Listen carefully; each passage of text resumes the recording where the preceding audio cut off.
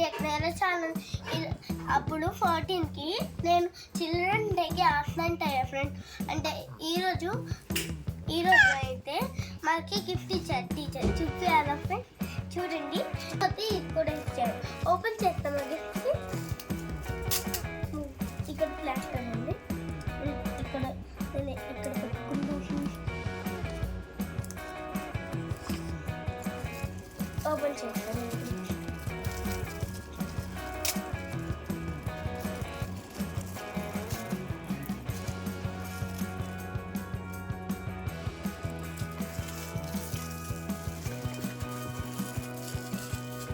Pencils eraser sharpener ఇచ్చారు.